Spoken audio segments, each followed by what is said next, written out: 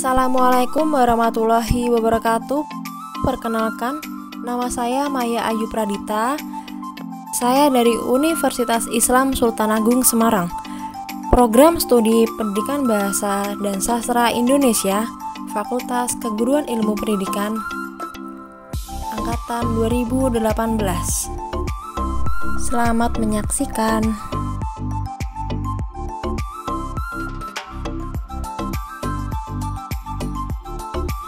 Assalamualaikum warahmatullahi wabarakatuh. Selamat malam Mbak Griska. Waalaikumsalam warahmatullahi wabarakatuh. Selamat malam. Ya. Apa kabar kamu hari ini? Alhamdulillah baik, Bu. Alhamdulillah, insya Allah semoga kita semua selalu dalam keadaan sehat walafiat tanpa kekurangan apapun. Amin. Oke, sebelum kita memulai pembelajaran hari ini, Ibu ingin berpesan kepada kamu bahwa pastikan kamu sudah menyiapkan perlengkapan untuk belajar hari ini. Dan mari kita membaca basmalah terlebih dahulu. Bismillahirrohmanirrohim.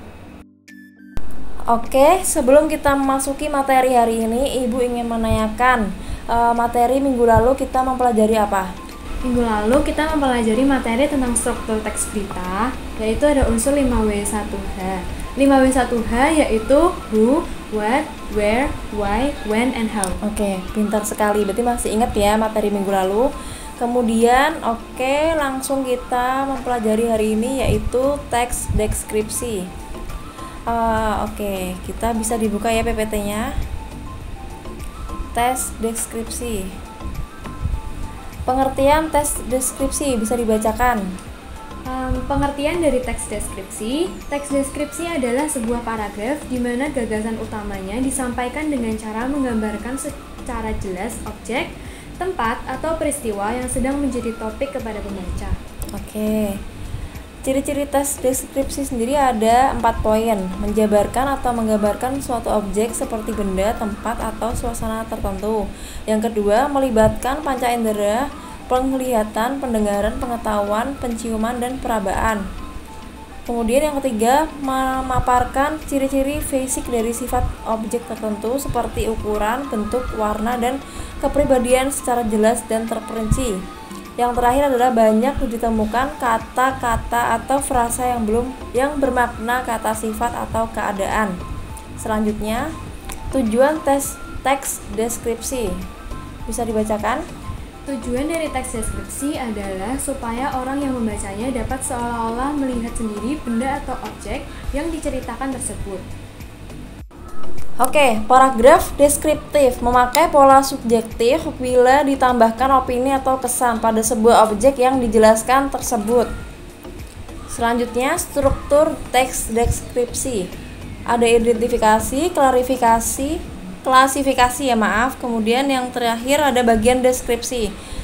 Bisa dibacakan apa pengertian dari identifikasi, klasifikasi, dan bagian deskripsi? Identifikasi yaitu berisikan penentuan dari identitas seseorang, benda, atau objek lainnya. Klasifikasi merupakan unsur penyusun yang bersistem dalam suatu kelompok menurut kaidah atau standar yang sebelumnya sudah ditetapkan. Bagian deskripsi itu berisi gambaran atau pemaparan tentang suatu objek atau topik yang ada dalam paragraf tersebut. Kemudian langkah-langkah membuat teks deskripsi, yaitu yang pertama menentukan tema, menentukan tujuan, kumpulkan data-data dan lakukan pengamatan mengenai objek yang akan dibahas. Kemudian susun data menjadi kerangka karangan, uraikan kerangka karangan menjadi teks. Kemudian yang terakhir, deskripsi yang disesuaikan dengan topik. Jenis-jenis teks deskripsi, yaitu yang pertama teks deskripsi subjektif, suatu teks deskripsi yang dalam penggambaran objeknya berdasarkan atas kesan yang dimiliki oleh penulis paragraf tersebut. Kemudian yang kedua, teks deskripsi spasial. Dalam teks deskripsi ini, objek yang dijelaskan berdasarkan ruang dan waktu berupa benda, tempat, ruang, dan lain sebagainya. Kemudian yang terakhir ada teks deskripsi objektif, menjelaskan mengenai objek yang digambarkan apa adanya berdasarkan keadaan objek yang sebenarnya, sehingga pembaca bisa membayangkan keadaan tanpa ada penambahan opini dari penulis itu tersendiri. Kaidah kebahasaan teks deskripsi bisa dibacakan poin-poinnya. Yang pertama, menggunakan kata benda sesuai dengan topik yang dideskripsikan. Kedua, menggunakan frasa yang mengandung kata benda. Contohnya yaitu, beliau adalah seorang kepala sekolah yang rendah hati, dan lain-lain. Yang ketiga, mengandung kata sifat yang bersifat menggambarkan. Keempat, mengandung kata kerja transitif untuk memberikan informasi subjek, seperti siswa itu mengenakan seragam putih biru. Yang kelima, mengandung kata kerja atau perasaan dan pendapat dengan tujuan mengungkapkan pandangan pribadi penulis mengenai subjek. Yang keenam, mengandung kata keterangan untuk memberikan informasi tambahan mengenai objek, contohnya seperti dengan cepat, di rumah, dan lain-lain. Yang terakhir, mengandung bahasa kiasan berupa perumpamaan atau metafora seperti kulitnya lembut seperti benang sutra, dan lain-lain.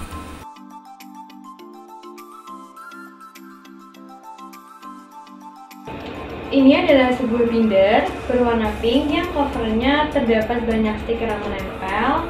Lalu binder adalah sebuah salah satu jenis alat tulis yang biasanya digunakan oleh pelajar dan mahasiswa untuk merangkum catatan mereka. Jadi binder ini berisi kertas-kertas yang berisi catatan materi dan lain-lain.